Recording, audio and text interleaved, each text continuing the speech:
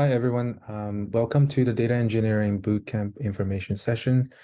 My name is Xiaohua. I'm from WeCloudData. I'm going to introduce the Data Engineering Bootcamp as well as the Real Client project and also our self-paced bootcamp to you. So if you're in the market shopping for a data engineering program, or you're curious about what data engineering program looks like, I hope you'll find this session useful. So without further ado, let's get started.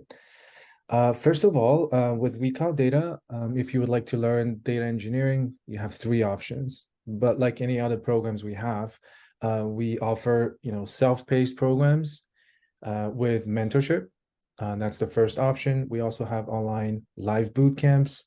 So if you would like to join live classes and working with instructors and teaching assistants in online live fashion, then we have our regular live boot camps. We also have something called Real Client Project. So if you already have graduated from other boot camps, your master's program, or maybe you have self-learned data engineering before, but you're having some challenges, getting noticed by the hiring companies. The Real Client Project can help you add real experience to your resume, and you also get to work with real companies to improve your skills and experiences. So that's what this program is offering. But the Real Client Project is also available in the online live and self-paced programs. It's just an additional option you can add on to your into your program. I'm going to start with the self-paced program first. This one is relatively straightforward. It is designed for someone who currently has a full-time job. You can't really join a live boot camp, and you just prefer to, or we also have student who's like, full-time job seeker, and they wouldn't want to wait like, 6 months. Like the online part-time live boot camp takes 6 months to complete, but we have students who just want to finish everything in 3 months, and you can study like, 40 hours or even more a week. Then self-paced program is a really good option. And it's self-paced. You can join anytime. You can fill out the forms on our website to inquire about discount and payment plans. But what the self program entails, it has first of all, of course, it's self-paced. So we have pre-recorded lectures. We have recordings of live bootcamp lectures as well. Lab solutions are recorded. But you're not really studying alone because you have access to a lot of support. So I'm going to tell you more about the support we offer. And there will be more than 150 hours of content. So there's quite a bit you need to study, and the student will need to complete two projects based on the by working with a mentor on a weekly basis. You'll get learning support from Slack, as well as the mentoring and office hours. So we do have live components, right? You get to interact with instructors on a weekly basis. You can join office hours. It's a drop-in whenever you have questions. And then we also have the one-on-one mentoring, which is 1 hour a week. Some students will use that for project mentoring, but some students, they're in a rush to get a job, so they would like to leverage that 1 hour with a mentor on job preparation. You can do that as well. But I found most of the students would like to use that for project mentoring, especially when they start to work on the capstone project.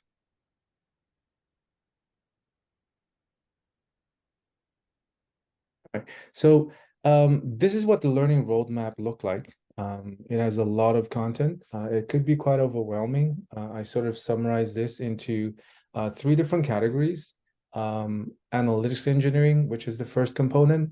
And we have big data engineering and real-time analytics.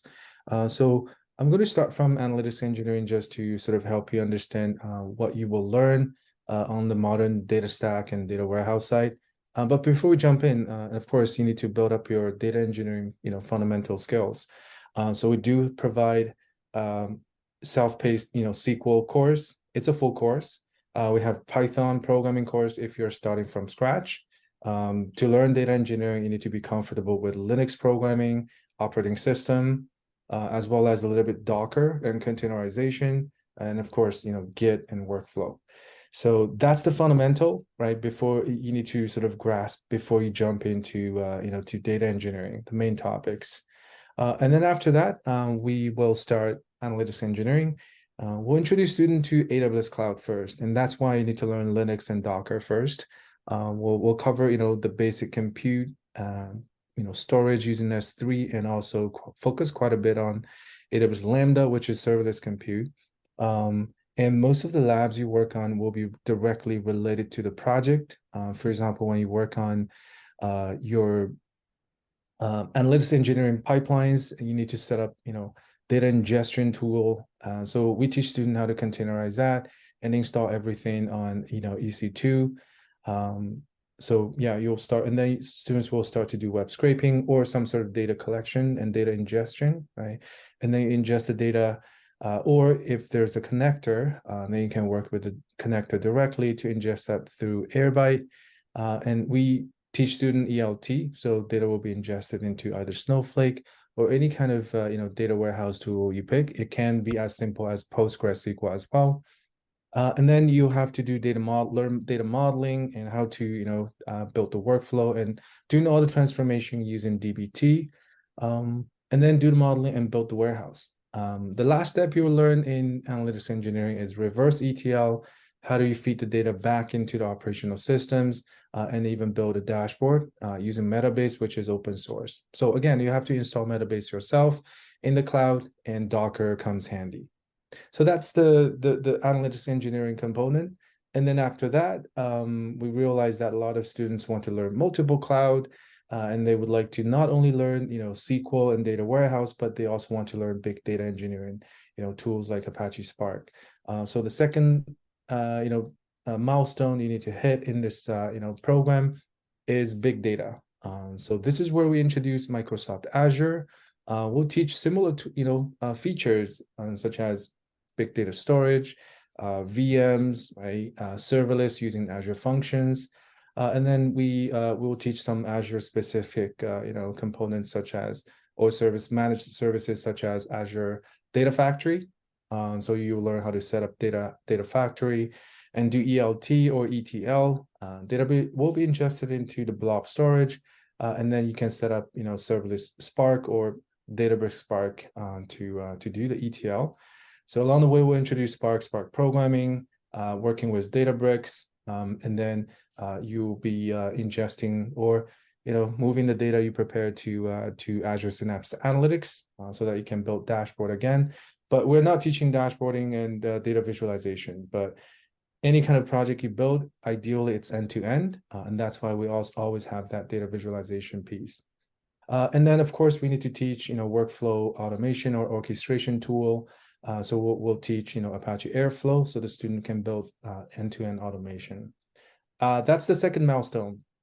And then the last one, which is a little bit more advanced, we're coming back to AWS. We're not trying to teach you 3 different cloud tools in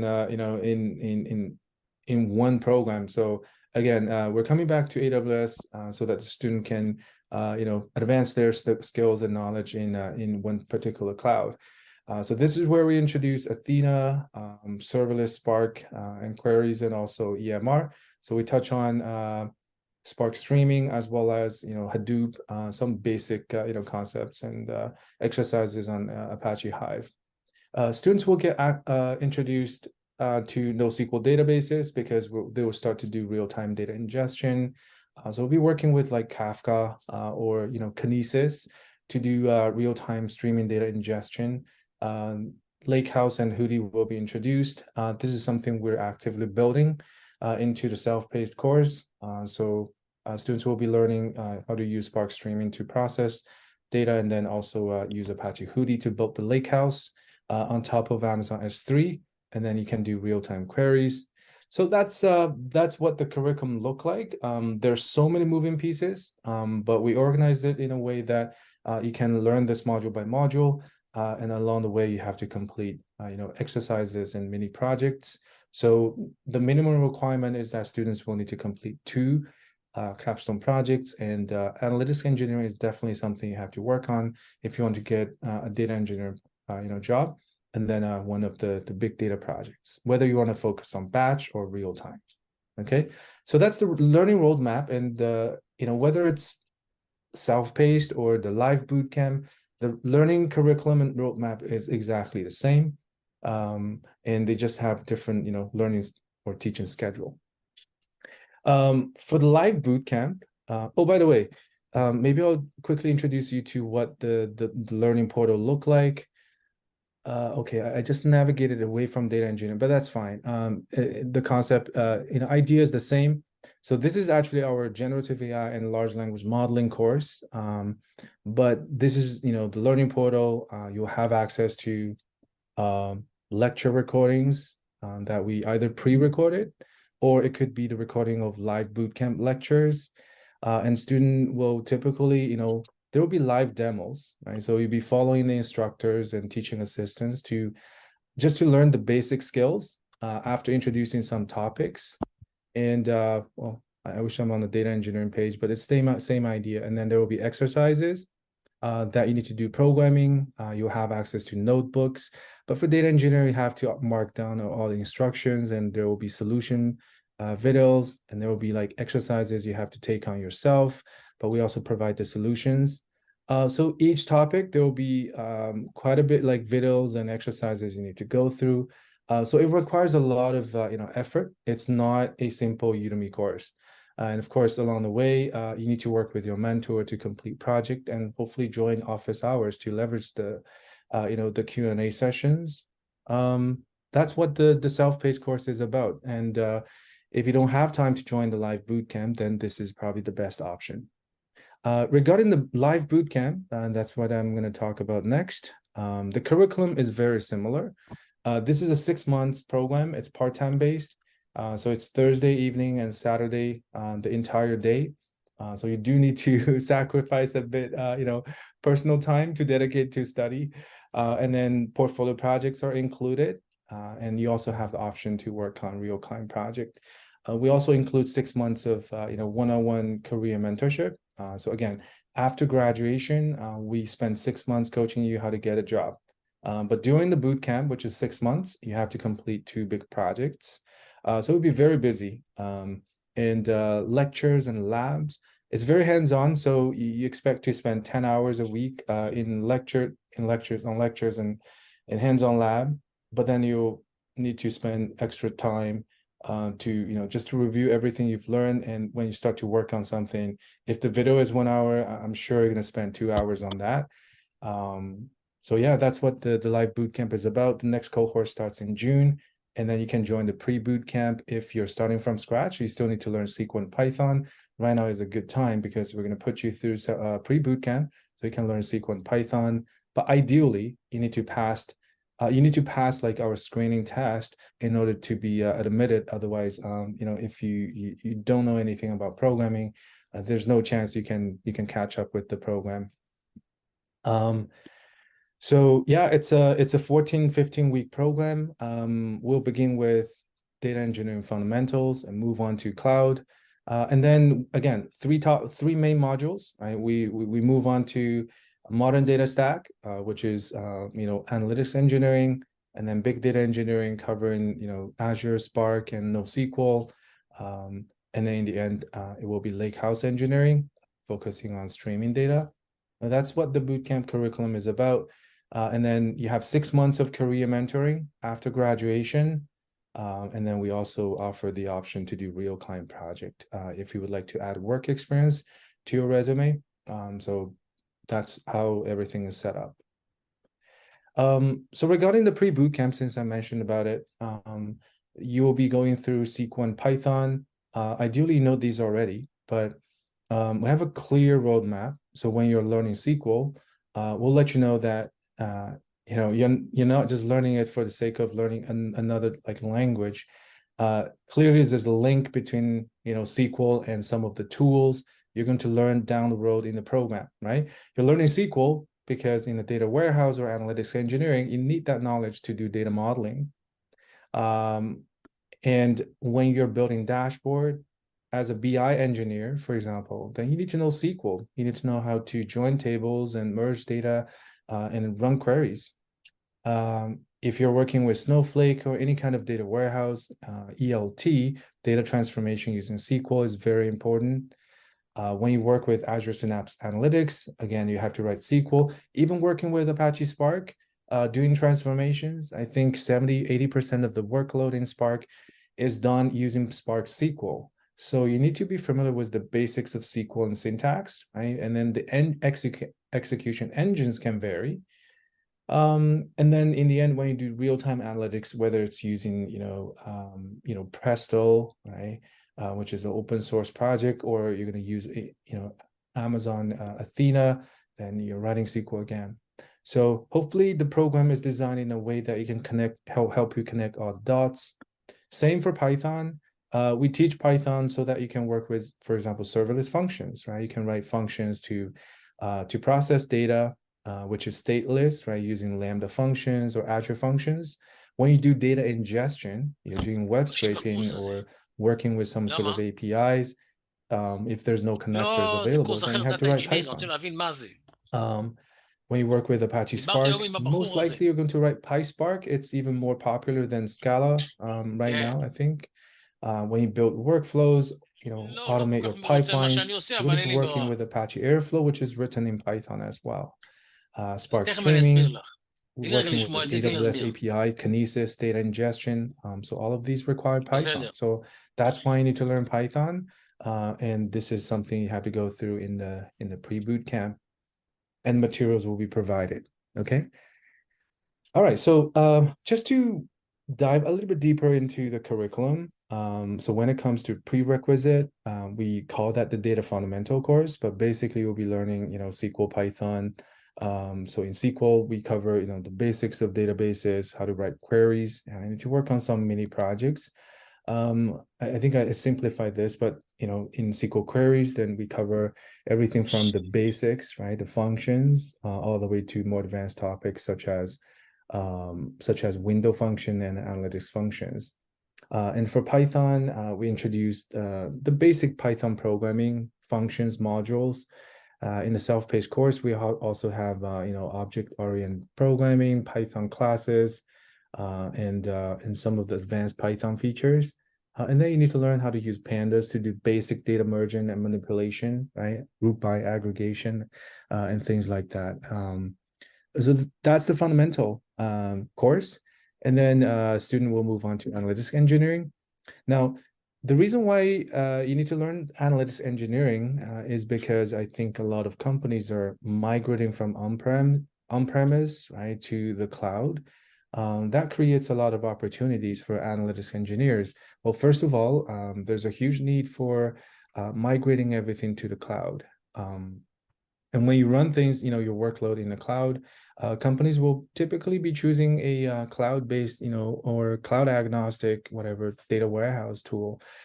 In Amazon, you can use Redshift, and you can use, Snowflake or Google BigQuery, or, Azure Synapse Analytics or SQL Warehouse. These are the data warehouses running in the cloud. And then you need to understand how the data flows through the data infrastructure, right? So the modern data stack is becoming very popular in the past few years, and I think it's designed for small to medium-sized businesses where they actually can leverage Apache Airbyte, which is open source, or Fivetran. You can use that for data ingestion because they provide a lot of connectors. A typical company will deal with like at least 10 different SaaS tools. So there are a lot of data you can ingest into the data lake or data warehouse. And the typical modern data stack, would prefer an ELT-based approach where you load the data into the warehouse first and then do transformation. This is where you need to learn, DBT, the data build tool, which is very popular. And also the reverse ETL, which is moving data back into the operational data store. So this is what a simple workflow look like. But that's what you will learn in the analytics engineering course. So we start from data infrastructure. Some students sort of complained about, why do I need to learn so much about Linux and Amazon Web Services and Docker? Well, that's because in order to build something that's really cool, I think you'll need to know how to set up the environment. No one's going to be there and set up environment for you unless you work for a big company. When you work for a smaller startup, I think you need to be ready to roll up your sleeves and just build everything yourself. So you need to have the basic understanding of data infrastructure, how to work with Linux, Docker, right? Amazon Web Services, and setting up instances, or do Lambda serverless compute, or even working with ECS. Ideally, Kubernetes as well, but that's a bit too much at this stage. After you've been familiar with the data infrastructure, that means you can start to install tools, right, and start to build something. And then the first thing you need to learn is databases. So we'll still review the basics of relational databases, but then very quickly we'll move on to data modeling, and then data warehouse. But before we move on to data warehouse or ELT, I think you need to understand the data ingestion part, the extraction part, or so this is where we introduce ELT, and there's always confusion, between ELT and ETL. There are two different approaches to doing data engineering and data ingestion. So we'll explain the differences and similarities, and also cover some of the commonly used connectors. For example, working with Salesforce or HubSpot, MailChimp, some of these commonly used, data sources. And then we teach, instead of teaching Fivetran, which is a commercial tool, we focus on Airbyte. So a student will learn hands-on how to do data ingestion. And then we move on to data warehouse. So as you can see, we're taking an ELT approach. So we teach E first, and then move on to the L. This is where we introduce dimensional modeling, but also explaining the concept of white tables, which is very popular in the modern data stack. And then, of course, transformation. I think data transformation is very important. So you need to know how this workflow is set up using dbt, and then also reverse ETL. So that's what the data analytics engineering module is about. And then the student will need to complete the first project before moving on to the second, the term, what we call term 2, which is big data engineering. In big data engineering, we try to explain more about the data architecture. So students will be sort of going through, several iterations to understand how things can be built from the ground up in the cloud. So we'll introduce again, starting from data sources, right? Data ingestion. We'll explain data lake, and of course, data lake is different from data warehouse. This is where we introduce ETL and data catalog and data governance, with a focus on Amazon Web Services. And in the program we focus on Azure, and then data processing using big data tools like Redshift and Apache Spark. This is reference architecture we created, but in the actual course, you'll be learning NoSQL in the Azure concept. We introduced Elasticsearch as well. We plan to add some generative AI stuff, such as vector database. Most likely it's going to be self-paced at the very beginning. And I think data engineers wanted to learn how to work with generative AI workflow as well. So vector database is the key concept there. And then we move on to distributed system, Apache Spark, teaching you MapReduce and how to, well, there will be a little bit theory, but like you can watch all the videos if you want. But in the live bootcamp, it's more about how to learn how to work with Spark API, and actually do the Spark programming, and of course doing all kinds of tunings. And then we move on to Azure. So after you've learned the basics, the NoSQL databases and Spark as a tool, then it's time to build your project. So we introduce Data Factory for data ingestion, the data warehouse in Azure, and also how you can run Spark workloads in Azure. We introduce Airflow, and of course you can build pipelines using Azure Data Factory, but there's always a need for for you to go outside of the Azure environment if something is, so how do you connect those dots? So we teach Airflow, but there are other tools like, Daxters that you can learn as well. We also, have some material for Mage.ai, which is kind of popular in recently. After that, version control, basic testing. if you would like to deploy data engineering pipelines in production, I think you need to be comfortable with GitHub, right? You need to know how to automate everything using Docker, some basic unit testing as well. And then we cover data governance. There's some like theory you would like to introduce, but also covering how to do data cleaning, which is also very important when it comes to data quality. So great expectation will be introduced. And then student will need to complete a project. So this is a very heavy program. If you're doing this on a self-paced basis, then I think you have all the time you get. If you're joining a live boot camp, you'll find yourself extremely stressed or busy. But the good thing is that everyone who's enrolled in the full-time program, they also have access to the self-paced program. So, there's always supplemental material you can review, or it can take longer if you want. So we usually let the students sort of just repeat the whole program for free for once. I would say like maybe 10% of the student will do that. Okay. The last piece is data lakehouse. This is more advanced topic, but I think completing the first two, big data and analytics engineering, you can get jobs. You don't really need to complete term 3 in order to start looking for jobs. But this is where I introduce some of the advanced topics or more interesting topics about scaling and how to do things in a real-time fashion. So we cover messaging queues like Kafka and Kinesis. But again, you're not going to become a Kafka developer or Kafka administrator, because we teach this from a data engineering perspective. So you don't really need to know how to set up a Kafka cluster. So most likely we'll be using managed cluster like Kafka services, or you can just spin up Kafka using a Docker container. But it's more important to know how to just work with it for data ingestion or ingesting data into Kafka, vice versa. And then we cover Spark streaming, touch a little bit on Apache Beam, because I think at this point we've already covered a lot. And then in the lakehouse, I think one important concept to introduce is change data capture. In production, companies run a lot of workload, working with a lot of databases. So there's always a need to capture, the changes. Database entries got updated, right? Or there's new records created. So you want to stream or sync this data to your data lake or your, streaming engine directly. So you need to know how to work with CDC tools.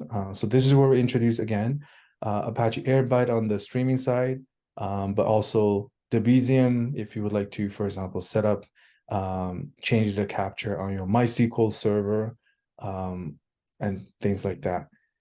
So that's the data ingestion part. And then, of course, data will be ingested into the lake. So this is where we introduce, a few different frameworks such as Iceberg and Apache Hudi, and then also cover a little bit about data system design. But I think as you go through the program, you're already learning different ways of designing your data systems, because not every company need all three, analytics engineering, big data, and streaming. Some companies just need one of them. So I think as a data engineer, you need to understand when to use what tool, and also how to make decisions for your company.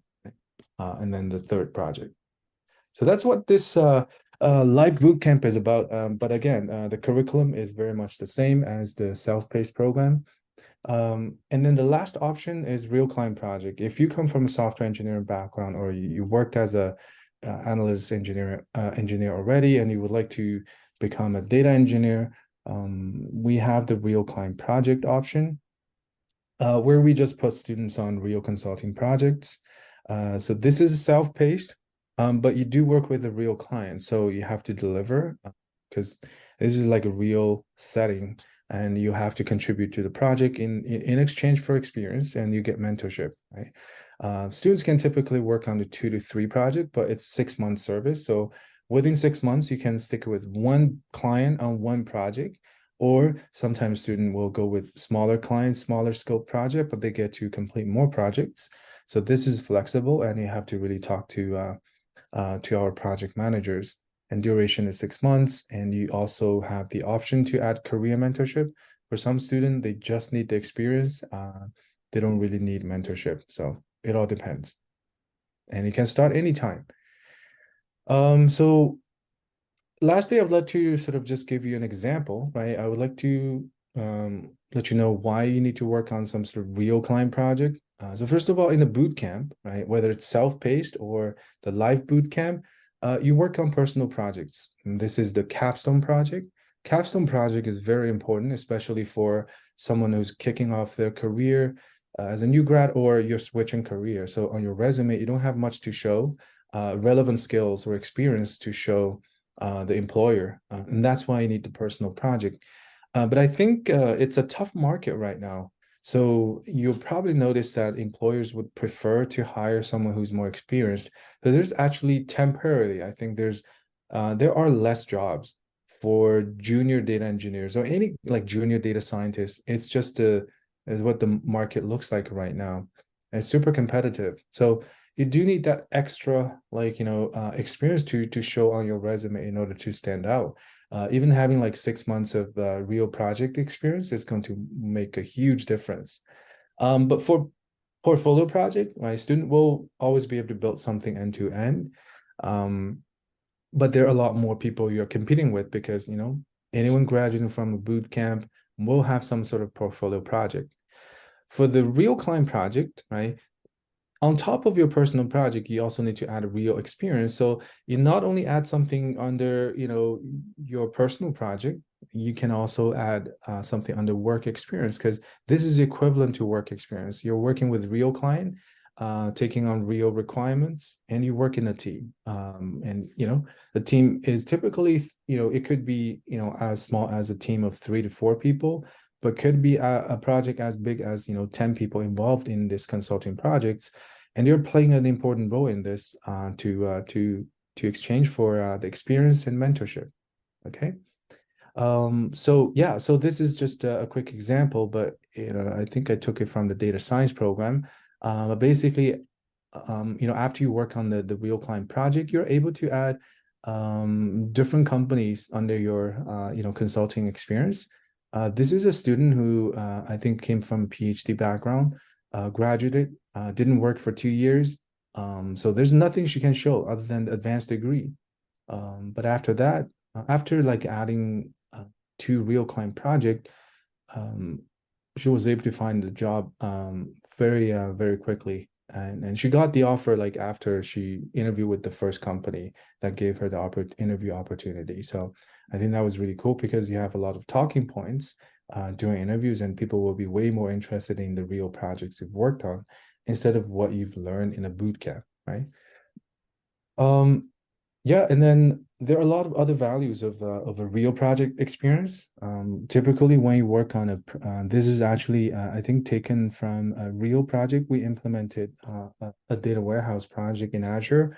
It's a 2-year project we implemented for the client, and we sort of broke it down into several phases for this US client. From a technical perspective, I think you're going to learn a lot, right?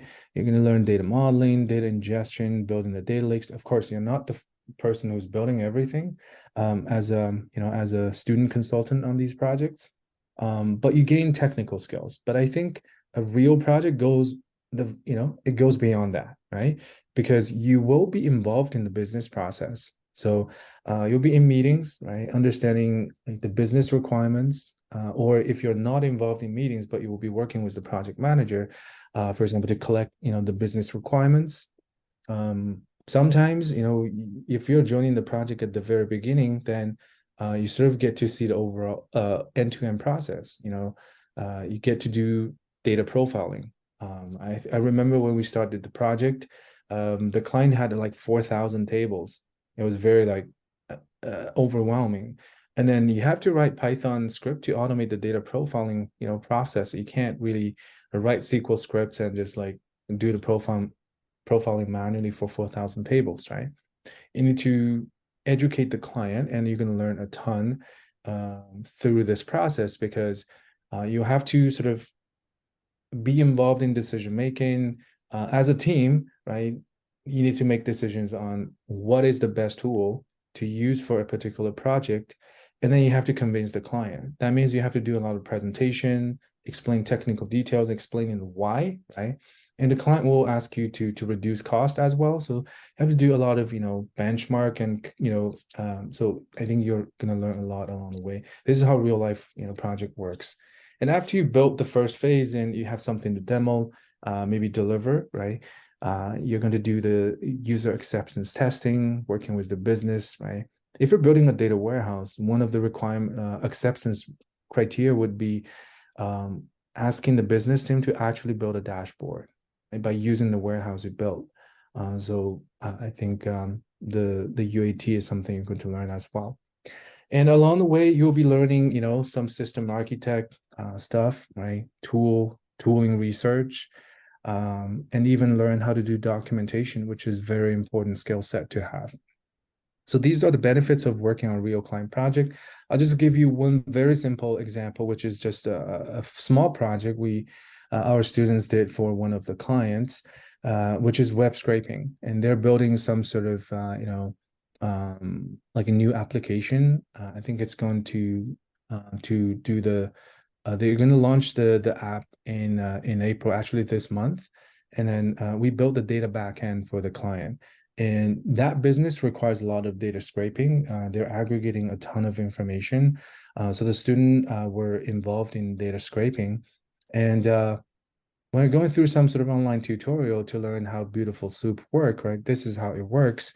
You write Python code to collect some data from the web and you save that to CSV. But very soon you realize that doesn't work because you're actually helping the client to build, some data product, right? And then you're going to get into all kinds of challenges. For example, maybe the website has anti-scraping. How do you deal with that, right? And then maybe you can work with a proxy server, right? You need to add the proxy, and then you have to know how to work with that.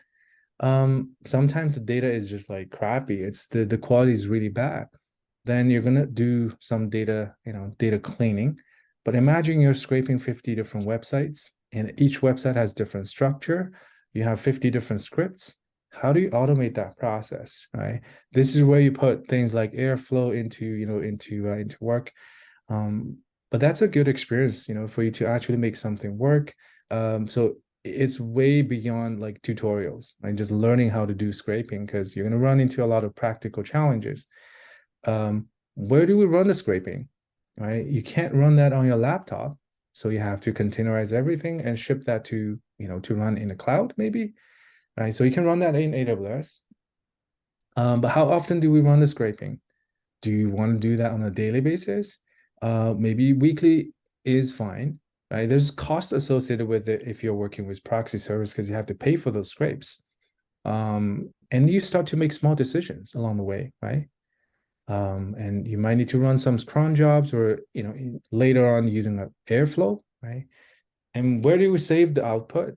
Imagine you have 50 different sources. Do you save that in a database, or do you save that in the CSV files in Amazon S3 first, right? Lots of small decisions you need to make.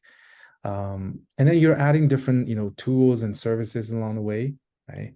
What if you want to scrape 50 sites, and then you have to think about how to do scaling, and the client is asking for something that's faster and cheaper, right? And then you're going to run into multi-processing in Python. And what if the website structure changed over time? Script worked last week, but this week the client, or the website, the data source has changed the structure. How do you prevent that from happening? You can't prevent the the website from changing, but how do you detect the changes, right? How do you adapt to that? It looks like you can't really fully automate that, but you need to create some sort of notification. There are all kinds of things you need to consider along the way, as simple as web scraping, but there's actually quite a bit you need to think about how you want to engineer the system. I won't go through too much detail, but just so you know that, when you work on real projects, you're actually gaining a lot of experience, and that's it. And then, and student will always do presentation, and they have to create some sort of workflow. I think you're gaining experience along the way. That's it. That's my introduction to WeCloudData's data engineering bootcamp. Again, there are 3 different options: self-paced, live boot camps, which is starting in June. We also have October cohort. And then if you're already very skilled and you just need the experience or mentorship, you can join our real client project. Yeah, I'm going to pause here and see if you guys have any questions. Feel free to let me know. I'm happy to answer your questions.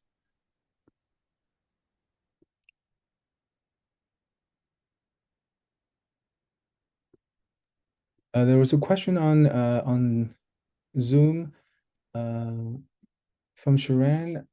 I have done coding in the past, but not savvy with it. What do you suggest? Should I finish all that first and then come back here? Oh yeah, so you can either do self-paced learning. There are a ton of great Python and SQL resources out there. You know, you can take a Coursera course or Udemy, but again, we have pre-bootcamp material as well. Or you can, like, for some students, let's say they want to join the October cohort, they would usually enroll in the self-paced program first. They have access to all the material. They can start from Python and SQL, and they're waiting for the live bootcamp to start. We understand that there are always students who just prefer to work with instructors in sit in a live classroom basically. But there are also students who prefer to do self-study, so it all depends. How long will it take to finish self-paced if you're doing 40 hours? I would say a minimum of 3 months.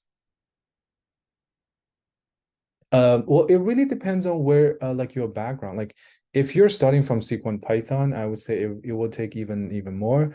But it doesn't mean that you need to complete all 3 big modules before you can start to look for jobs. So if you're starting from like the data engineering fundamentals like SQL and Python, then I would say in a matter of 3 months, you can finish maybe SQL, Python, Linux, analytics engineering, and maybe half of big data engineering. But if you can put in 40 hours, I think you can maybe finish 2 big modules. I think it will be challenging for someone who's just starting from scratch to complete the real-time part, but that's something you can always add later. As I said, like even the reason why we designed it this way is that we don't want this to, because we got a lot of feedback from students in the past. Some students feel like we teach too many tools, and then it's hard for them to connect the dots. And that's why I think the self-paced course is not grouped by weeks, it's grouped by topics. And then if you go through this learning path, then we would recommend you focus on analytics engineering first, which means if you finish everything in a month and a half, you can start to apply for analytics engineering jobs, right? And once you add big data engineering, and then you're open to more opportunities. That would be what I recommend. But yeah, a typical data science full-time program will take 3 months. Data engineering, there's a lot more you need to learn compared to data science, especially like on the tooling side. So I would say, yeah, you'll be able to complete maybe 2 big modules within 3 to 4 months.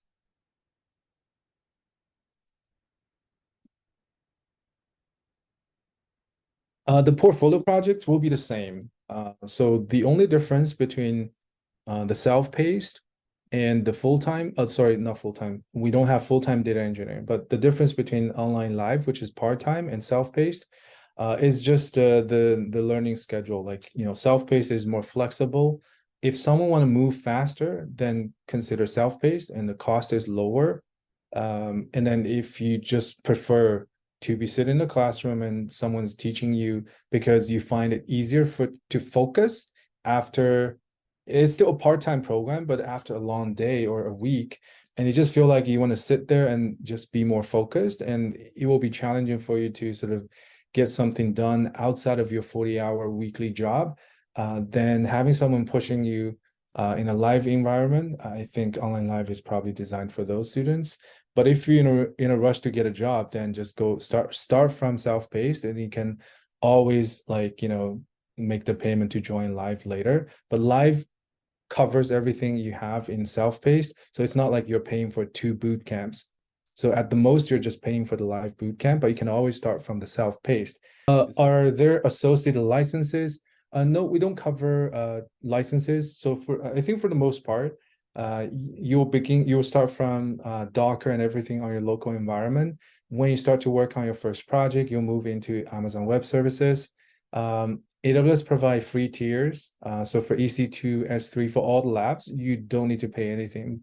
You're only going to pay when it comes to working with a cloud data warehouse. But I think we did some math. Like students told us that like in the entire live bootcamp, they pay about like $200 to $300 to cover all the labs and projects.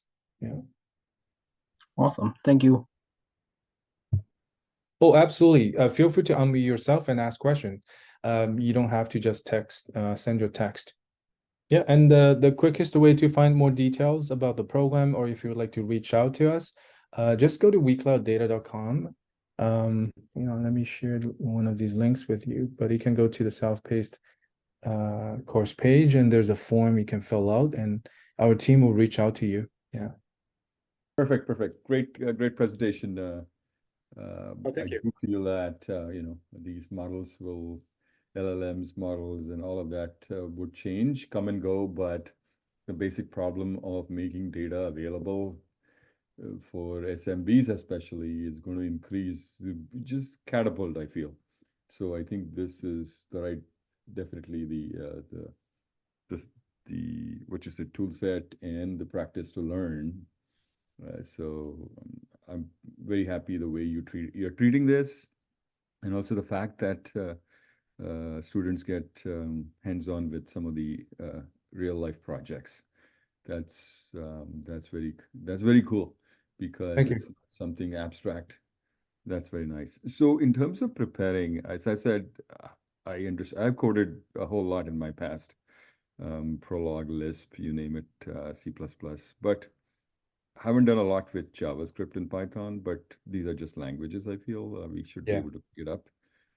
How do you, I like the live aspect of it because the live has a whole bunch of, what you say, you pick it up a whole lot by just falling behind because you have to scramble to, it's like, Yeah. like a Peloton. If you're at the back of the Peloton, you still I manage agree. Yeah. as long as you can see the rider in the front, you sprint. So I like that Yeah. aspect of it. Yeah, So, that's why some students prefer live teaching. right, I would get lost studying on my own.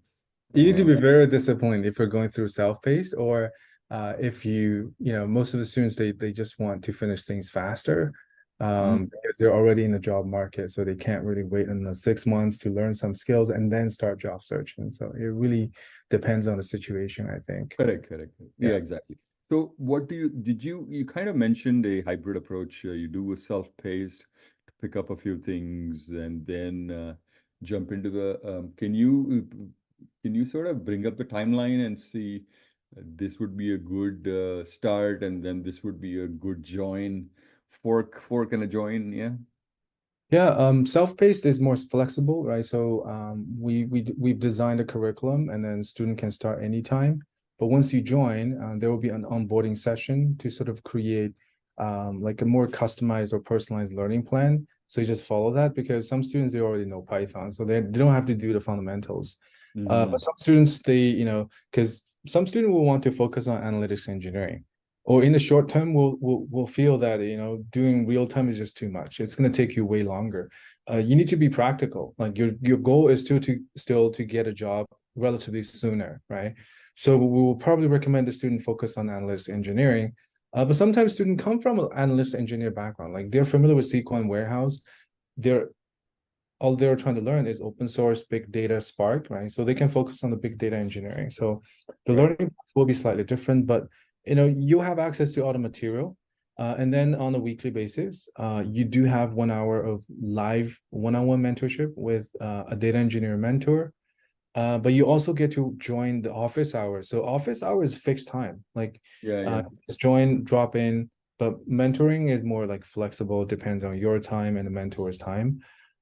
So yeah, so that's the live components in the self-paced program. Fantastic. I also want to make a point here. I appreciate your what you say, light sales touch. You're not heavy on sales. So Yeah. Okay. I appreciate that a lot. I No mean, problem. everybody has to do sales, don't get me wrong, but you seem to be focusing on what you teach, how you teach and the Yeah. mileage and the actual Yeah. flying hours that everyone gets. Yes. Yeah. Yeah, we also found that students joining, like, for example, the data analytics program or data science program, sometimes the profile is quite different from data engineering and machine learning engineering program students. Like, Mhm. I found that students joining the data engineering program or machine learning engineering program, they usually have, more experience on the coding side, or they're usually very clear. Like they inquire about data engineering because they've done their research. But when we work with students who want to jump into data science, is sometimes you realize that they haven't done enough research. They just heard about data science, they want to join, but they're just not ready for it. So yeah, that's my personal experience working with different types of students. Exactly. So when does the live start? Sorry, I Live is dropped. starting in June. Yeah. Live starts in June. Yeah. So that may not be a good start for me, do you think? Because, I do need to brush up a whole lot Yeah, on. so in that case, like what we recommend is just start from self-paced, and then you can join live, so you don't waste the next 2 months. You can always start first, by Mhm. joining the self-paced, because the live bootcamp student always have access to the self-paced course. So that could be a starting point. Like if you don't want to wait and you want to fill the gap right away, then you spend the next 2 months doing self-paced learning, and then when the bootcamp starts, you can join the live sessions. Got it. And these projects are cohort based or are they individual? Live is the live bootcamp is cohort based, but self-paced is like you start Sure, anytime. sure. It's I not get that. Okay, cohort so the based. Yeah. live is cohort based. Got it. Yeah. And do we use one of the things I was watching on the horizon was something like Iguazio's kind of was bought by McKinsey. I was just keeping a look at what were the dominant, well, not dominant, but some of the early exit MLOps companies. And they seem to have done quite a bit in probably written a recent book also recently. Any comments on that? Oh, sorry, you mean the vendors or the training The provider? vendor, like Iguazio is a vendor, yes. Sorry, can you repeat your question? So have you come across any a good MLOps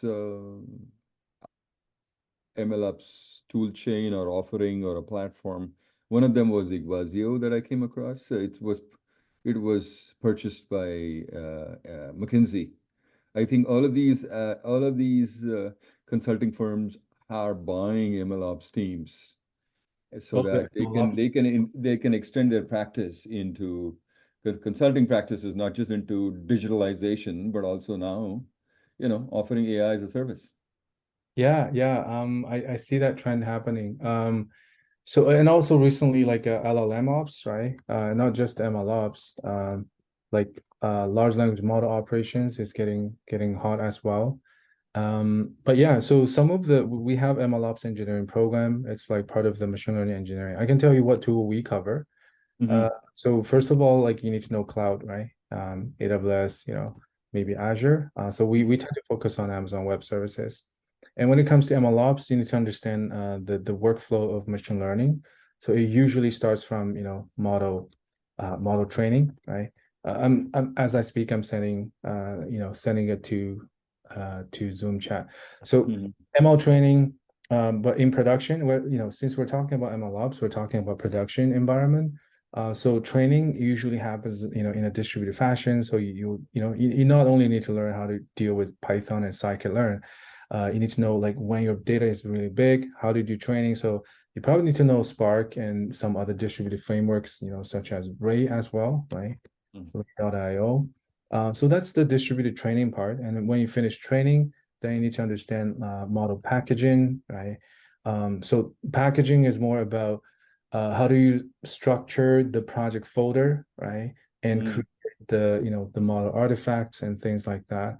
So here we cover a bunch of tools, and then before we move on to model serving, so you need to know whether you want to just do batch processing, or you want to create like an API endpoint, so some other services can call the model for prediction. So this is where you actually need to learn like basic stuff like web development, but like you just need to know the back end, right? Flask, Fast API if you're using Python. But there are some other ways, like using Amazon SageMaker, right? So SageMaker is quite popular MLOps tool. So that's the model serving part. I also missed one important stuff, which is serverless, right? A lot of these large language models out there, when they do they allow hundreds of thousands of users using these, talking to ChatGPT or the Mistral models. It's actually done using serverless functions. So they're not going to have 500 servers running at the same time and waiting for you to use it. It's actually all happening in a serverless fashion. So you need to learn like Lambda and serverless as well for model serving. It's just different ways of doing that. And then after that, there's like the model deployment.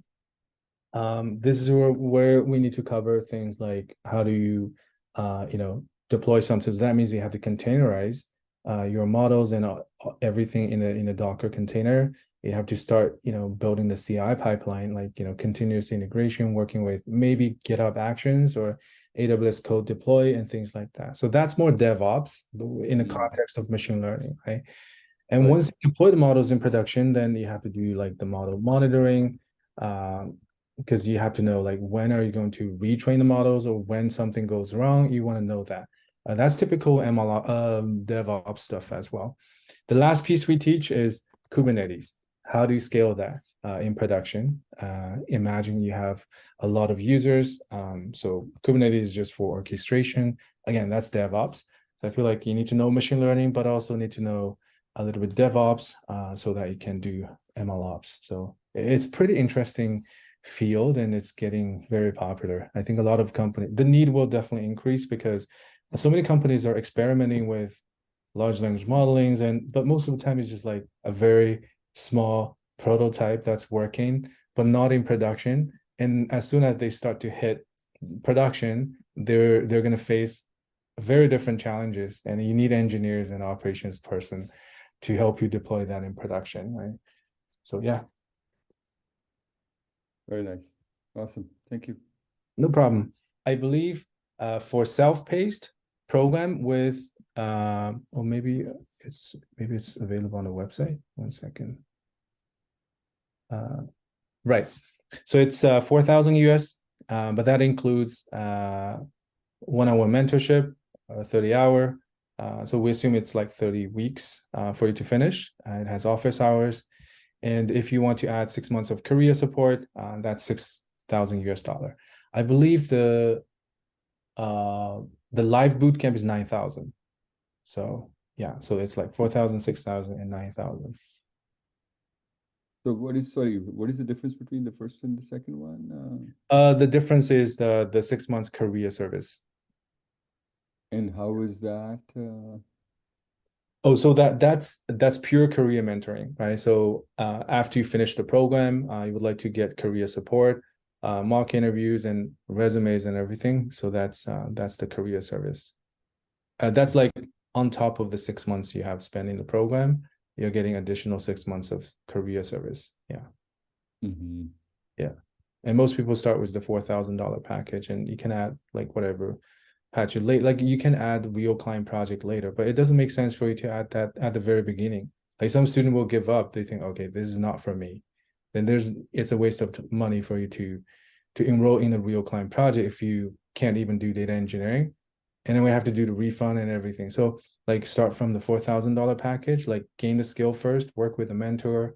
And later when you have the need to do career service, or you want to add a real client project when you have some basic skills, because if you don't have the skill set yet, we can't really put you on any real project, because these are real projects.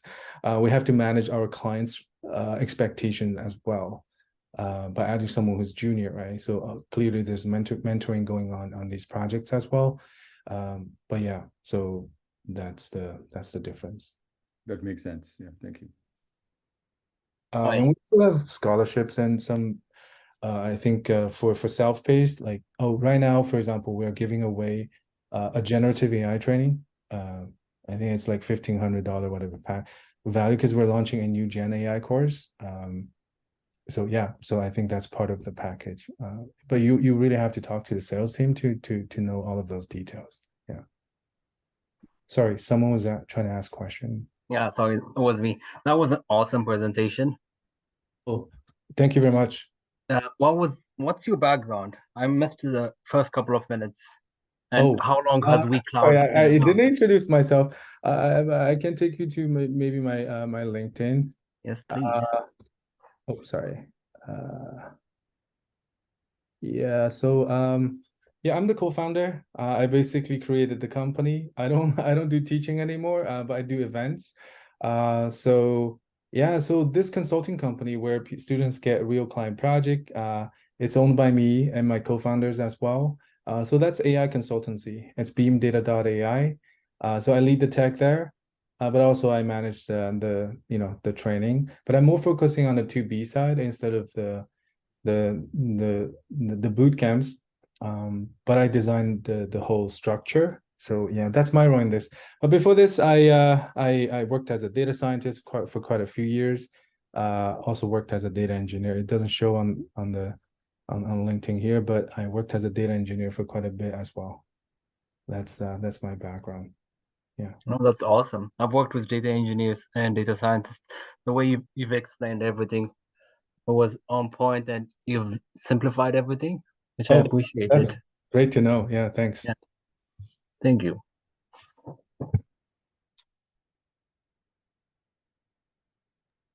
Cool. I think that's pretty much it. Well, I'd like to thank you for joining this session, and I love the engagement. Like, thanks for chiming in and offer your opinions and your asking all the questions. And I hope you guys, I wish you guys the best in your journey to data engineering. And yeah, hopefully you guys can join future cohort, or if you're interested in the program, just you know where to find us. So thanks, guys.